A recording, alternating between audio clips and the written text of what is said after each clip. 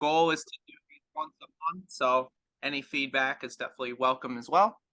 And I thank you all for joining me on my first webinar of 2023 on mindfulness. My name's Nicholas Clay. I know that Dan and Tina, we both spoke before. And Kathy, your name seems familiar. I don't know if we've interacted before or not. I don't know. I don't think I was on when you worked with Dan before. I don't know. I'm Yeah, in I'm in Northeast Pennsylvania. I don't know if that makes a difference. And just the name rings a bell. It could yeah, just, a lot of interactions.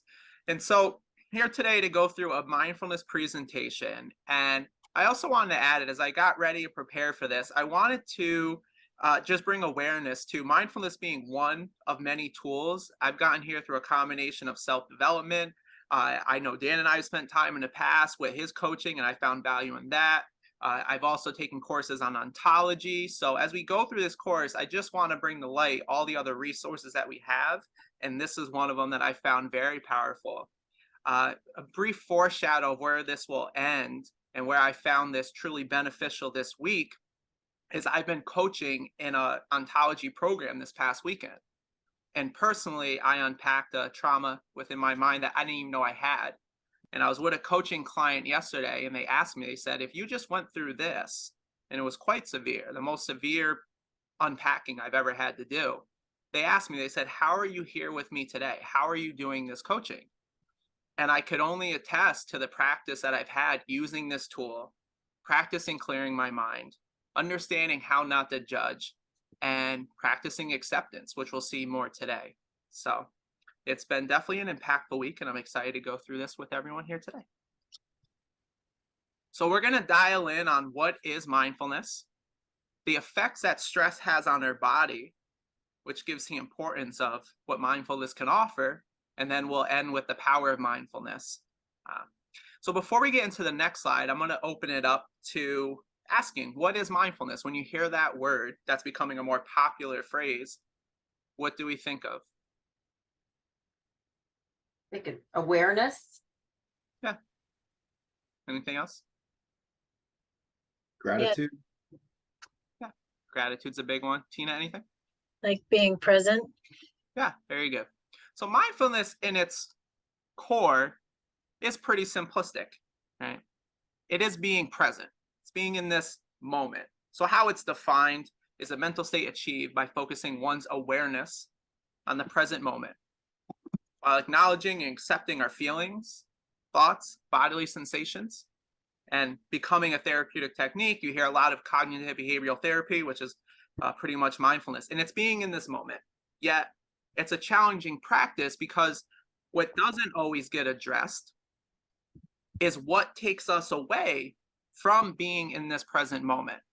So if I was just teaching people and coaching people how to be present, there wouldn't be much to it. However, where my coaching comes into play and what I've learned to support people in is understanding what's pulling us out of being present. What are all these triggers keeping our mind and thought?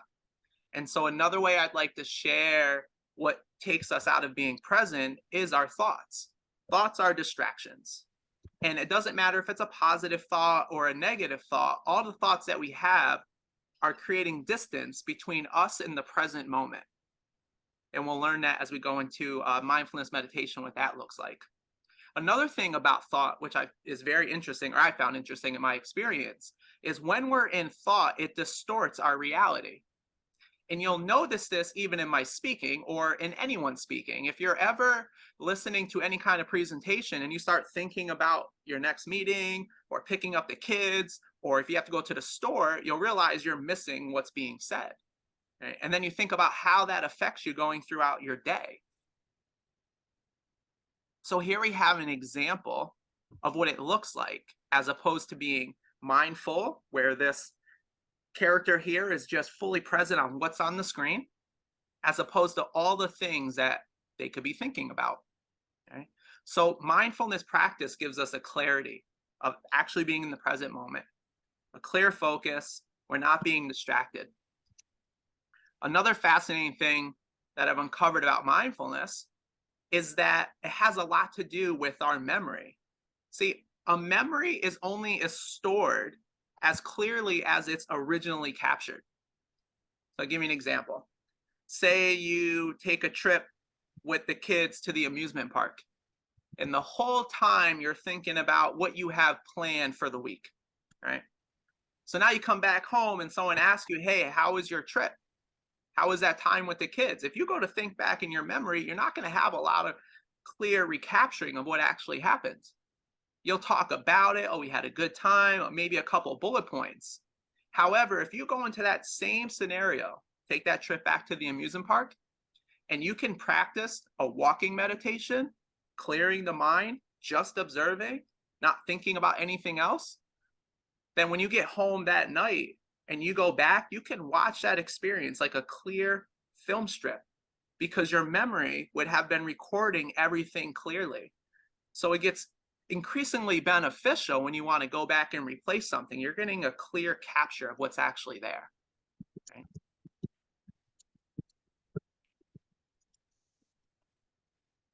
So now going into mindfulness meditation, and we're going to do a little guided meditation as well. Now, even though we're going to do a guided meditation, I want everyone to understand what a mindfulness meditation is. And you can see here in this figure, you have a space with all the thoughts that can be crowding our mind. Mindfulness meditation is about getting to that space that's behind thought.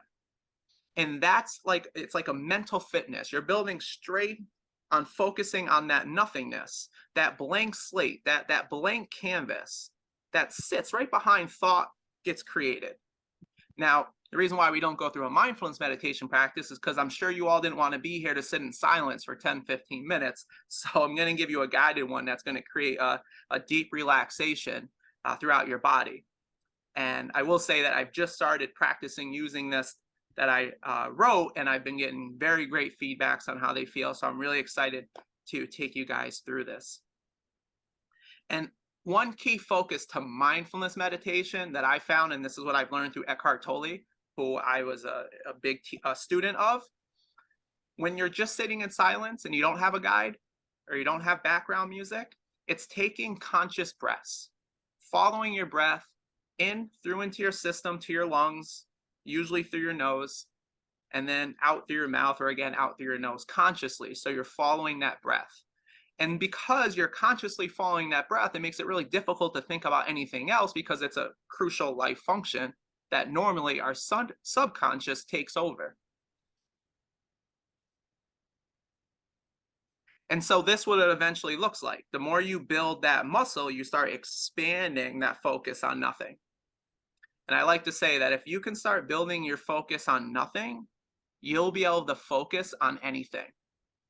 What do I mean by that? If you can hold yourself in a meditative state, focusing on nothing for an hour, then you're more likely going to be able to say, be in front of an hour presentation or an hour show or an hour movie and not need to find a distraction to check your phone or check something else because you'll be practicing not being distracted by other things. Does that make sense? Good. Awesome. So now we're going to go through a brief guided meditation, bring you into the mental gym. I'll play a little background music.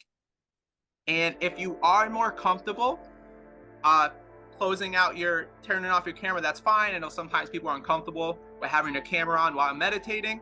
Either or is fine with me.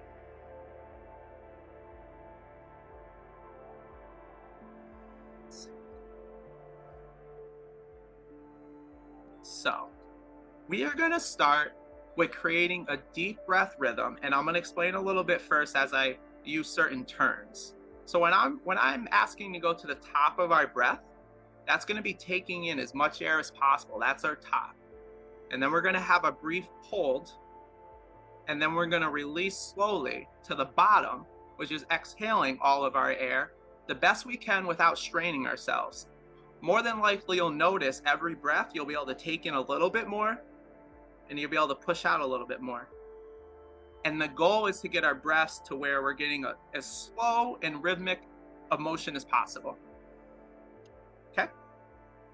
So we'll start with creating a deep breath rhythm in through our nose, taking in as much air as we can, holding at the top, and exhaling slowly, releasing to our bottom, exhaling all the air from our lungs. Deep breath in to our top. And exhale slowly, going to our bottom, entering a state of deep relaxation. Another deep breath in to our top. And exhaling slowly, relaxing the body, freeing the mind, feeling a gentle wave of relaxing energy flowing down from your head gently to your toes. As we continue breathing, notice what is or is not coming up for you and what your mind is aware of at this moment. Notice how you're breathing. Notice how you're feeling. Notice any judgments that may be in our space, and just observe. Bring yourself to this moment and notice how there is only this moment, and there is always only this moment. The future is only a thought, and the past is a distorted memory. All there ever is, in reality, is the present moment right now. All of our thoughts are just that. They are just thoughts. Notice any thoughts you may have without judging them, and let them go. And if they come back, notice them, observe them without judgment, and let them go. Our true self is not our thoughts. Our true self is our awareness of our thoughts. I would like for you to focus on the you that is aware, underneath all the layers of us. We are not our body. Our body is just a tool that we use. We are the higher vibration of light and energy. Allow your awareness to guide you to an inner place of relaxation and stillness. Continue to breathe slowly and gently bringing your awareness to the top of your head, feeling the soothing sensation of relaxation gently flowing down from the top of your head down to your eyes. Relax the muscles in your forehead, your temples, and your eyes, allowing any and all stress to be released from the top of your head, and enjoying the soothing experience of deeply relaxing your body. And you can also visualize the stress leaving. That helps. Continue to breathe deeply and slowly, surrendering the body, freeing the mind. Bring awareness to your cheeks and jaw, releasing any tension you have there and softening the body. Surrender the body, free the mind, and enjoy this moment, for this is all there ever is. Allow any stress you observe to flow freely out of your body as you continue to experience gentle relaxation flowing through you from the top of your head down to your neck, into the muscles of your shoulders. With the power of your breath, feel the tension and stress in your neck release. Feel your neck and shoulders soften as your energy flows into them. With every breath, you feel more at peace and more at ease. You are completely safe, which allows you to feel completely at ease within yourself. With every breath, a new wave of relaxing energy is generated from your mind to the body, deep into your nervous system, relaxing your muscles and joints. This energy releases the tension in our bodies, allowing it to flow freely out. As your body relaxes, your mind relaxes. Your thoughts are now weightless, like clouds in the breeze. If there are still thought clouds in our space, allow them to dissipate so that we may enjoy the clear blue sky, representing a clear, calm, and balanced mind. Notice your relaxing energy entering your arms, down to the tips of your fingers. Relax your arms. Release any tension from your biceps and your triceps. Feel your forearms and your hands surrender. Breathe. Surrender the body and free the mind. With every breath you take, the more relaxed and at ease you feel.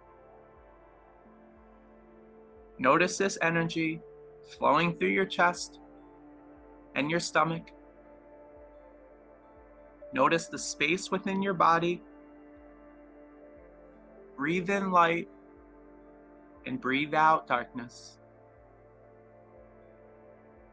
Relax the body, free the mind.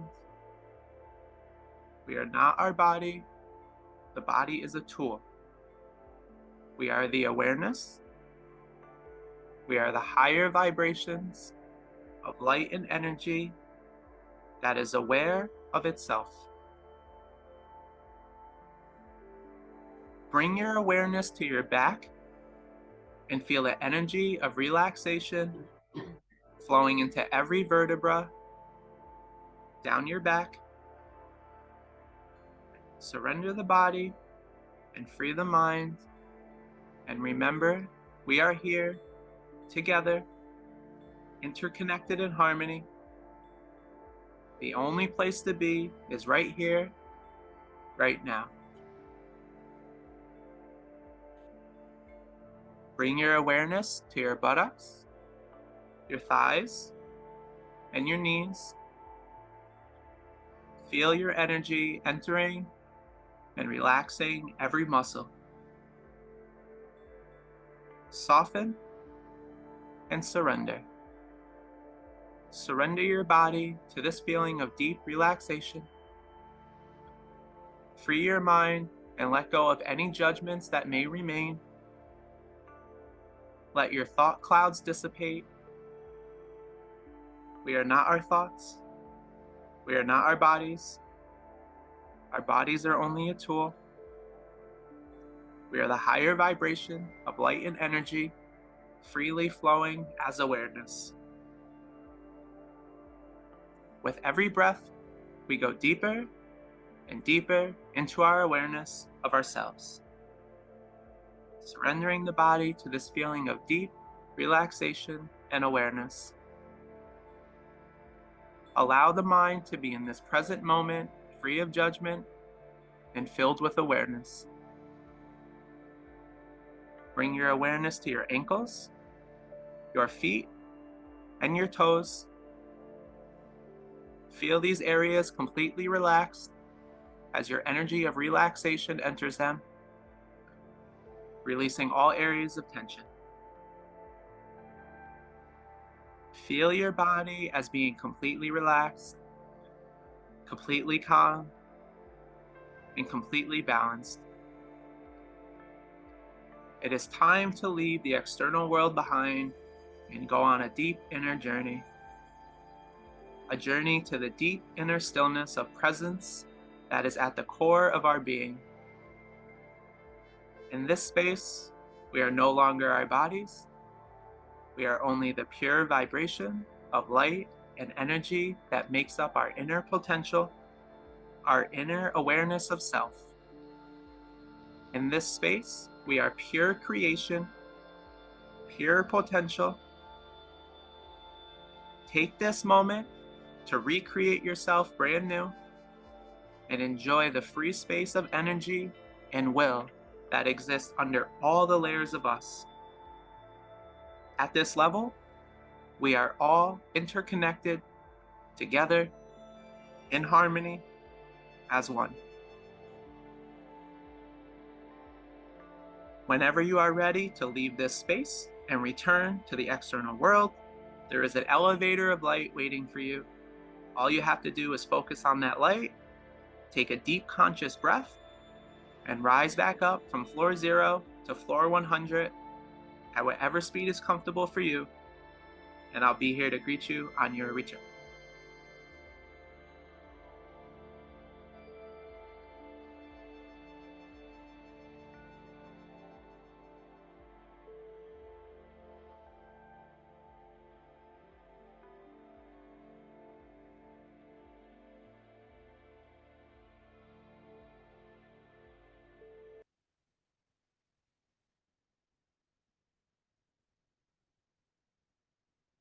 Yeah, very good. Now I would love to hear feedback. How was that for everyone? What was your experience? How do you feel now presently?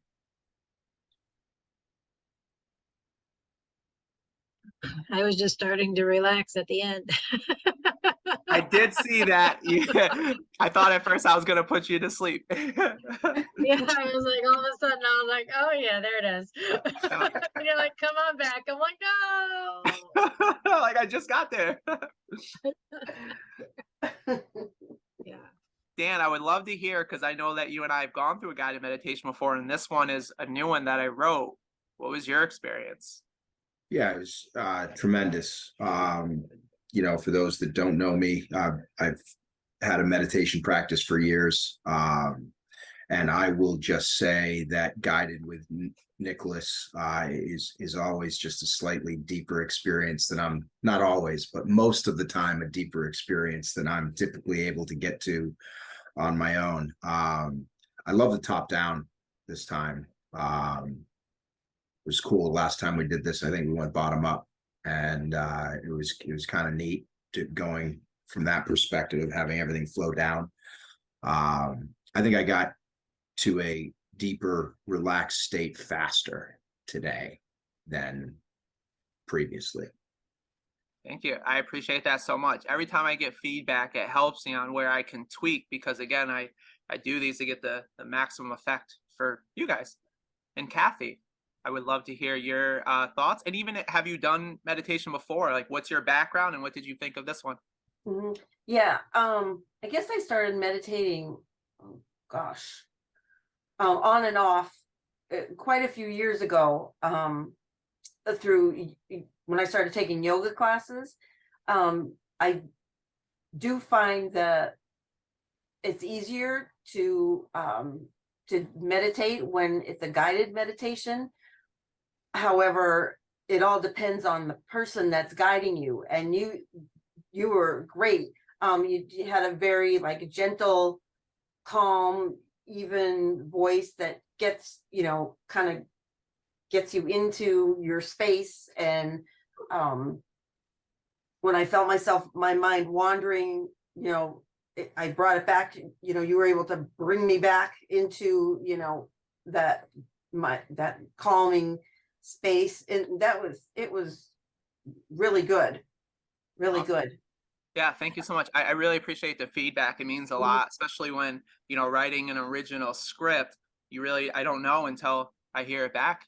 So I appreciate that so much. And it allows me to share it further with people. I also want to share, so my experience of mindfulness meditation, when I first came into mindfulness, I actually didn't even know about guided meditation. So I kind of came into it as a student, into really the hardest practice, learning just to consciously breathe. And I want to share that because it is difficult for a lot of us. And I was no different. When I first started meditating, 5 minutes was a task. And that's what I could do. And this is why I have been using the term mental fitness so much, because what I could relate to is working out. And this is how I viewed it. I viewed it as working out my mind. And that was the practice I took. So when I meditated, it was me going to the mental gym. Now, what that frame of mind has done for me has taken a 5-minute meditation that was once challenging to doing hours consecutively. So then I got to hour meditations. From there, I noticed how pretty soon I was going through the day and I noticed I wasn't thinking. And I come from a background of, like most of us, where my mind just, I could not turn it off. So to be into the world, driving a car, walking through the store and realize, wait, I'm not thinking right now, blew me away. And then I learned about sensory deprivation tanks. And so now I'm in this float tank and I did that up to 2 hours. Then I came out into the real world. I've recently built that up to 2 hours. And about a couple weeks ago, I got to 2 hours and 25 minutes because it took me about 5 minutes to get settled. Now I share that only because I want everyone to understand the progression that we can build by keep going to the gym. I didn't just walk into this saying, oh, I'm going to sit in silence for 2 hours. I said, you know what? I want to challenge myself. That's all it was. I just want to challenge myself because I do a lot of practice from where Buddhist monks practice, and they meditate 1 to 3 hours in the morning and 1 to 3 hours in the evening. And because I coach, I need to be able to, of course, lead by example. So I push myself further so that I can be here for others. So just want you guys to see that.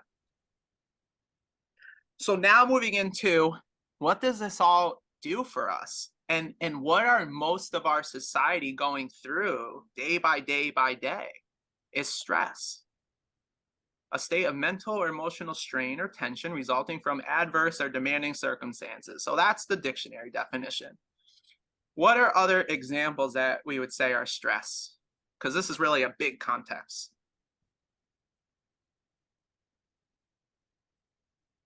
Any thoughts? So I'll give some examples. No worries. Depression, stress on the body, sadness, especially prolonged sadness, which usually leads into that. Anxiety is a big stress on the body, that worry, being in fear. Anger stresses us, frustration, being overwhelmed, right? These are all examples of like what builds stress, these emotional states, these mental health states that we're seeing more and more of, that we're using cognitive behavioral therapy to treat. And this is what meditation helps with. How does it affect us? Takes an enormous amount of energy from our body, because when we get stressed, we put ourselves in fight or flight. And I always remind all my clients that our brain didn't come out with a year and say, oh, it's 2023 and this is how the world is. Our brain came out the same it's been coming out since thousands of years ago, to protect us, to keep us alive, to survive. The brain doesn't care so much if we have a good day or a bad day. It cares if we live and procreate. And so when we get stressed and we get into that fight or flight mode, years ago, if we were in the jungle, you don't wait to think about if you're going to fight something or if you're going to run away. You need to be preemptive. So the body's releasing that chemical so that we're already ready to run away, or we're already geared up to fight. Or some of us, we might go into a freeze mode, and well, then we hope that we're not going to be in danger. Right? Another area that stress affects us that may be lesser known is that it can negatively alter our DNA. This has a lot to do with our genetics. Genetics play a little bit into our world, not as much as we like to think. We have a lot more control over our genetics than we like to think. And stress can either upregulate or downregulate genes. And this can turn on or turn off certain illnesses that can develop within us. So a long-term damage of stress can be having physical illness. Tumors can be produced from stress. Cancer can be produced from stress. And a lot of this is backed up by showing not so much what's causing this, because it's really hard to track negativity into an illness. However, it is easy to track recovery. And we can see a consistent match of people that are successful with ridding their body of cancer, recovering from deep surgeries or traumatic instances, and relating that to a positive mindset, as opposed to people with a negative mindset that don't tend to recover too well, which goes into the last bullet point, which is more of a general understanding. It does increase our risk of developing the experience of anxiety and depression. And for this, this is not something I'm an expert on. I do a lot of reading on it, and I would defer to Dr. Joe Dispenza, where the first two come from. The third bullet point, again, general knowledge. And a quote from him is, from a scientific standpoint, living in stress is living in survival. Or he also says, living in a constant state of emergency mode. And he does a phenomenal and deep dive and study, and he does a lot of writing on this. So if you want to see more, he's definitely the person, the expert to look up on stress and how it affects the body, how it affects how our mind operates, how our heart center operates, and that alignment between our heart and mind. He does a lot of that. So another quote, and this comes right out of his book, Becoming Supernatural, and I would surely recommend it. It's a great book, and if you want to get into stress, he talks a lot about it, how it affects our mind, the brain, our heart. And so this is a quote right from his book. In a state of chronic stress, which causes the brain to be in a constant state of arousal, your inner world becomes imbalanced and your brain begins to work inefficiently. Meditation, getting back present, having that balance regulates that. Another thing about being in survival mode and some of the indicators that you can see, there's ways in which I can read where people's mindsets are without even doing deep dives. There's just certain properties that come about when we're living in survival mode. One is that survival mode makes us more materialistic. So if we're more focused on material, it's not whether we have it or not. If we're just more focused on it, gotta have that, then we're usually more in a lower state of mind. Hence, you look at, again, practicing monks. They give up all material possessions. That's really challenging to do. I haven't done that. I'm also not living on top of a mountain.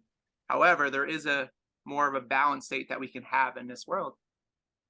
Our bodies become conditioned to the rush of chemicals from these stressful states. Something I found fascinating, again, that I learned from Joe Dispenza, is that we can actually become addicted to negative thoughts. Our bodies will start craving the chemical release that we get from that rush, because even though we know intellectually it's damaging for us and we don't feel well, the body's still getting that rush from a state of arousal. So we begin to crave the very thing that's hurting us. And so this is where, a lot of mindfulness practitioners, a big part of this is just where are our thoughts at? Changing the thought patterns that we're having. So now we're going to get a little deeper into, okay, what are the benefits of mindfulness? We've seen the practice of it and how well that feels. I think, or I like to think, it's been made obvious the negative effects of stress and what that does for us. It's like just running on the treadmill for 8-9 hours a day. A lot of people, it's how we live our lives. So now what does mindfulness do for us? Before I do that, is there any questions, thoughts, feedback? Sounds good, but I think this. On the same page? Awesome. All right. So this slide is not meant to overwhelm. The point of this slide, it's just to show that there's a lot of benefits. And I asked, usually the first 2 or 3 that pop out are probably what's drawing to you, that you either have received or you would like to receive. Again, this is not to overwhelm anyone. I know this violates the rules of presentation, way too much information. What I wanted to drive home on this slide was to show that mindfulness has an immense amount of benefits in just about every area of life. And I really hope that the world continues to grow this, because part of this is, I want to grow my business. And another part of this is I want to grow the awareness of people that understand mindfulness and what it is, and demystify a lot of properties of it.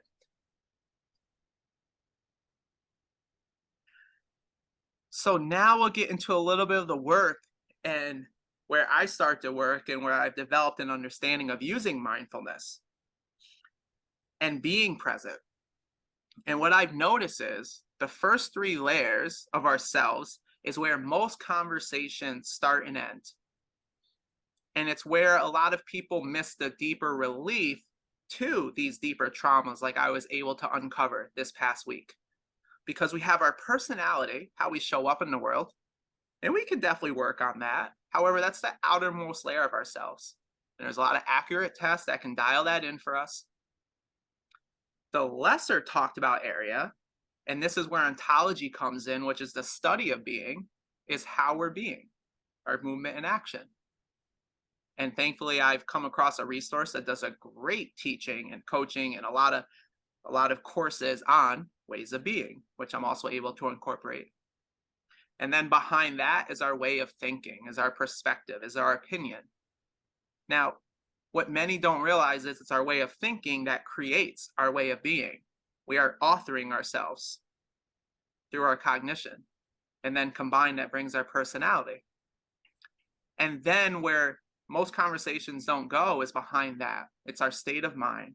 And that's where it all starts. So I thought of an exercise to illustrate what this looks like in practical terms. So I'd like to take a minute and ask for everyone to write a statement to yourself that would come from a place of either fear or of anger, one of our more understandable emotional states. So if you're gonna, or to somebody else, or if you were gonna write something from anger, what does that sound like? Or write something from fear? Type it out, write it out, even think in your mind. I mean, whatever works best. And I'll go, we'll say 35 seconds so we can do that.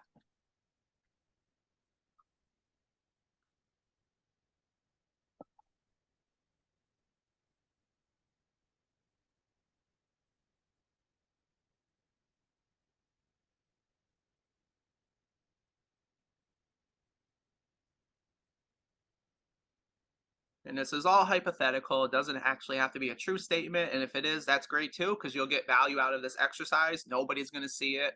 I'm not going to ask anybody to share it. You're going to get this from writing this out. Because after you write out that statement from fear or anger, the contrast that seems to work well with most, and I hope everyone here, is I'd now like you to write out something that's coming from a place of love. And if you have trouble dialing into that, I want you to think of a parent, a sibling, a friend, something that will dial you into that experience. And then I want you to write a statement coming from love and see how that looks. I'll say another 35 seconds for that.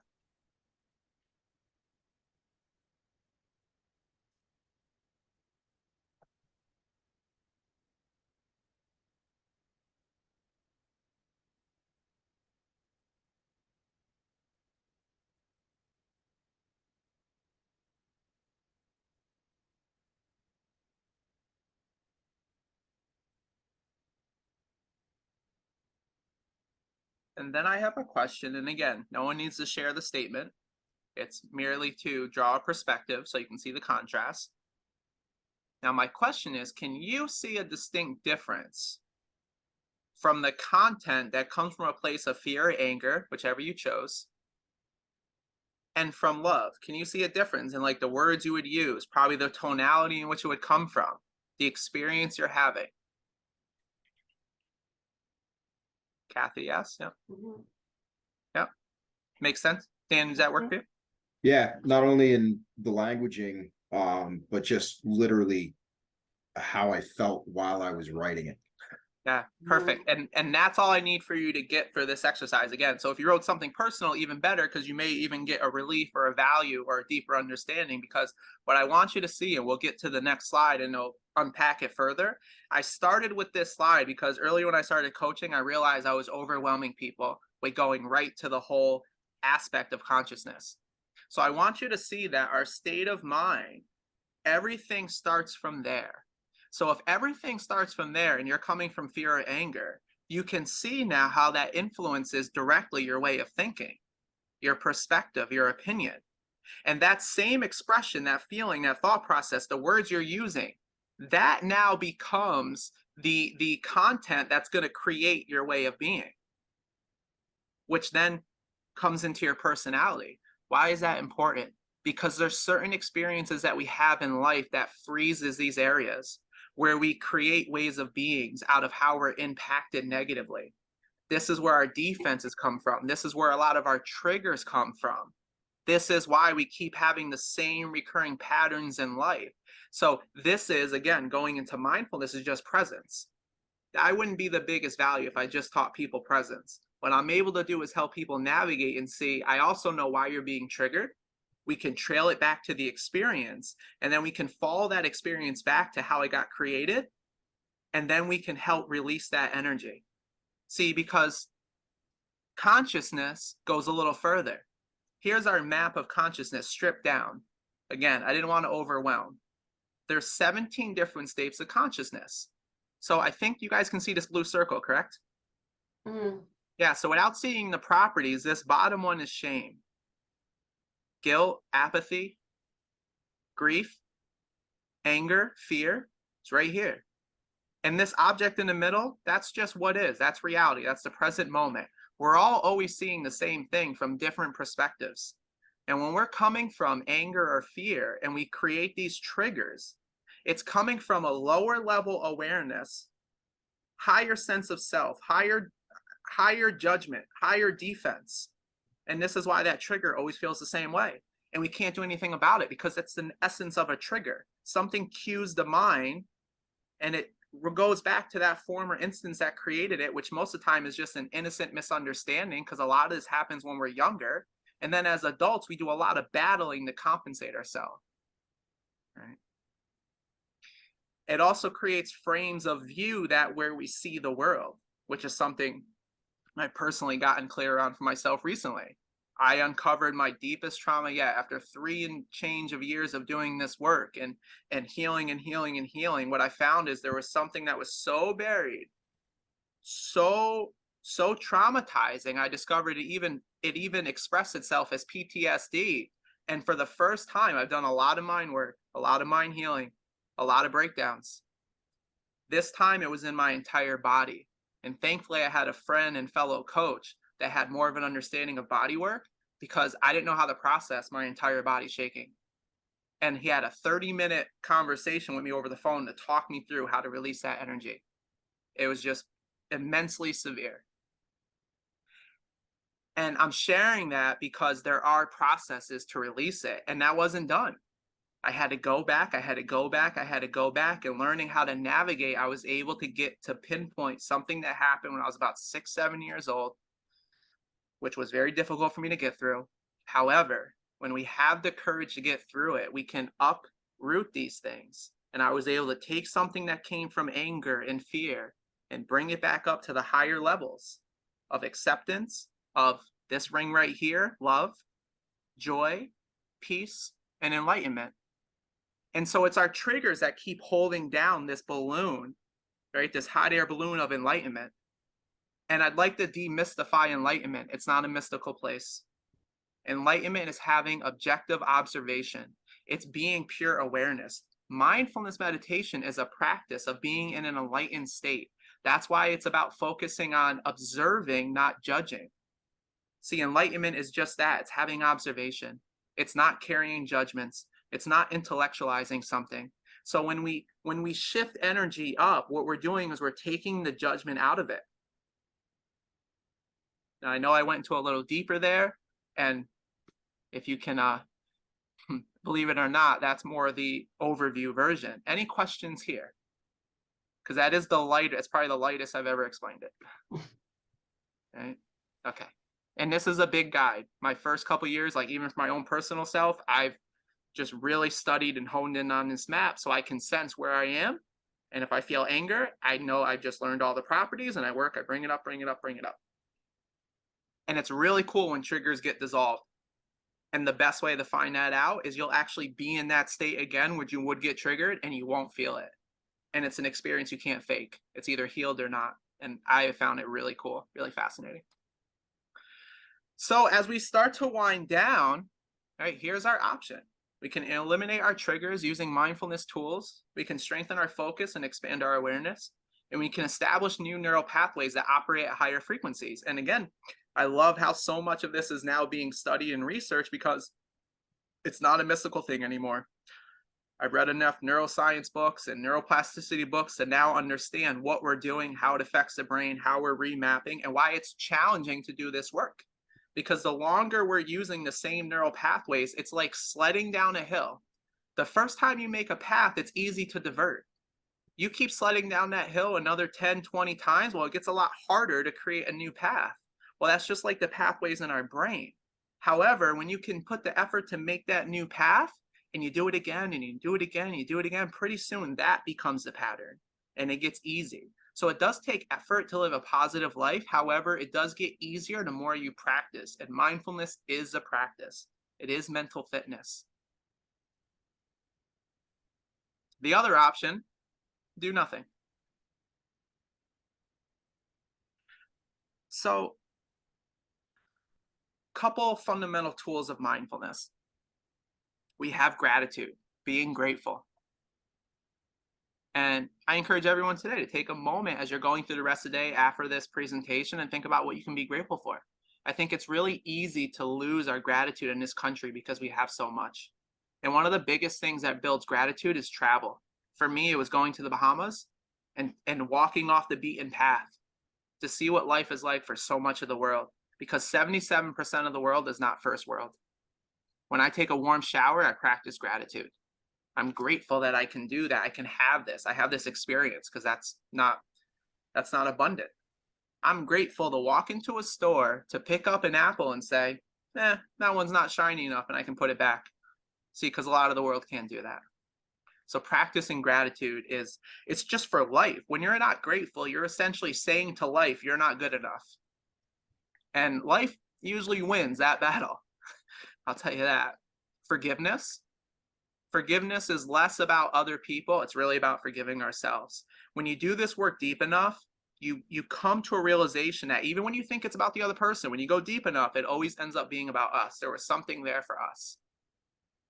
After uncovering the trauma that I had recently, I called my father the next day, someone who we did not always have a pleasant interaction, and I apologized for how I reacted as a kid.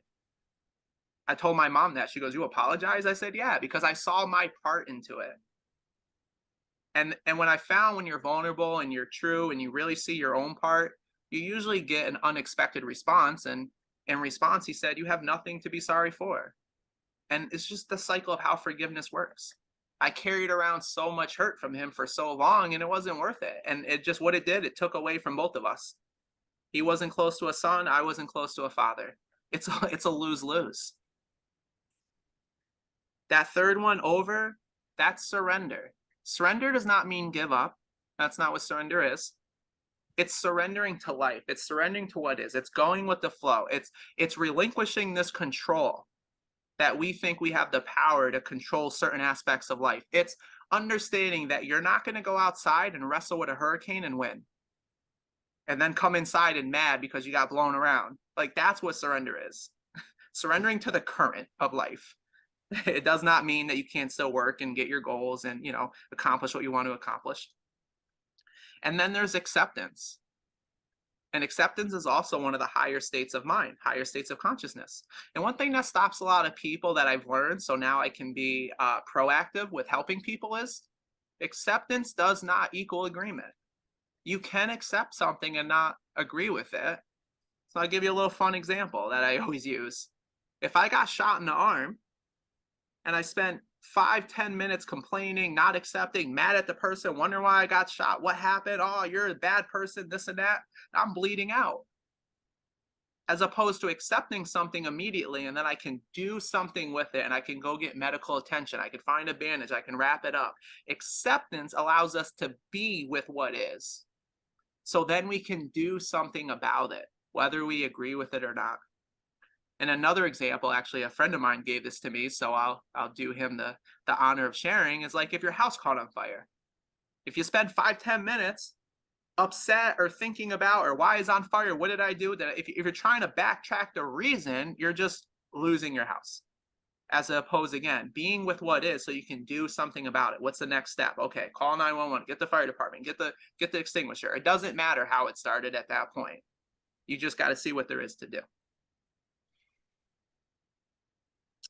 An exercise that I have that I'll leave for you to do, kind of like homework, we'll say, just because of where we are with time.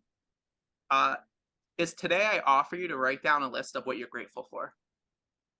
Some point before the end of the day, before you go to sleep, that's your homework. That's never going to get checked. I'm never going to grade it.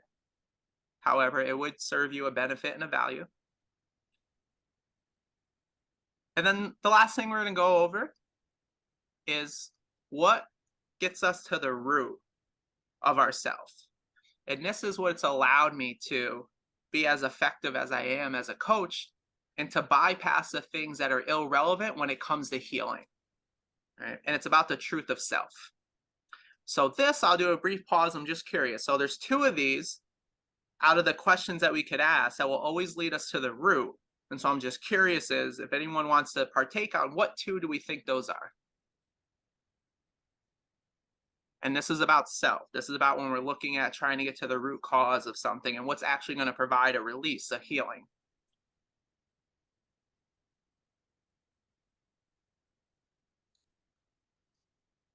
Any thoughts? And if not, that's okay. I'd be happy to share. And how and why? Close. So it's going to be what and how will always get us to the root. The thing with why, and we get into a lot of arguments over this with each other, with ourselves, is why is inherently subjective. Why is a story, and it can compound upon itself and go forever. See, a lot of times we'll ask somebody, why did you do this? Well, if we're already disagreeing with what's done, then now we're bringing this judgment of, oh, if you give me a good reason, it's okay. And if you give me a bad reason, it's not okay. When the real issue is what happened. That's what we want to talk about. The why is irrelevant. Everyone has a why. We all have a story on why we did something. So it's what and how. It's not who, because now we're getting into identity and we're working with self. Who is irrelevant. It's not a when, because again, in the world of mindfulness, or in reality, it's always now. And in the brain, it's always now. Like, I uncovered a trauma when I was 7. However, it doesn't matter. The brain, it happened now. And that's where it was. Time is a concept we've created to measure events. And where, well, again, we're always here. In terms of just reality, we are always where we are at any given time. Unless you want to get into quantum entanglement, I don't think we're going that far, though. And then, so as we go, and again, I want to leave some time on the back end. My plan was 5 to 10 minutes for any Q&A or questions. I do really thank everyone genuinely for being here and, having not just the first webinar of 2023. This is my first webinar, mindfulness webinar that I've conducted, and a quote that I rewrote because I was made aware that the previous one I had was from someone else. And so I did Google this one, so I know it's original or no one owns it, is that we see the world as we are, not as it is. We see the world through our lens. And I'll share a little bit more about that because I got such a real experience of how that shows up in just an unmistakable way. I had I went to go visit a friend recently. I'll just put it this way. I went to go visit a friend recently and not realizing that I was trapped under a certain lens and I didn't even understand what was happening and I wasn't aware it was happening. And after clearing that up these past couple of days, really yesterday was when I completed it and got it out. I look back at that experience and I realized that I literally could not see him for him because I was going through a traumatic event that I didn't realize. And I was seeing him for someone else of something that happened in my life previously. And it just blew my mind to realize that, wow, I wasn't even myself in that moment. And I couldn't see my friend because my mind was telling me that he was somebody else. And because at the time I had no idea what was going on, it was just, unfortunately, it wasn't the best experience. However, doing this work, I was able to clear that up with myself, reached out to him, and we're going to be able to have a conversation tomorrow about it. And hopefully I don't have another breakdown because I'm really tired of crying and we'll get to clear that up. And so that's been my experience. So as we conclude, this is my contact info. Tina, I know we've spoke before. And so Kathy, again, if you guys want to reach out, if you're interested in coaching, I'm more than happy to have a follow-up conversation to talk to you on what that looks like. and where we can go from there. And again, I'll be looking to continue these. So I would also love if you would share the information as we grow, so you get kind of, this is a look of what I want to continue offering, and be able to help support others. So I'm open for any questions, or if you guys, want to get on with your day, or if you got a 1 o'clock meeting, I totally get it.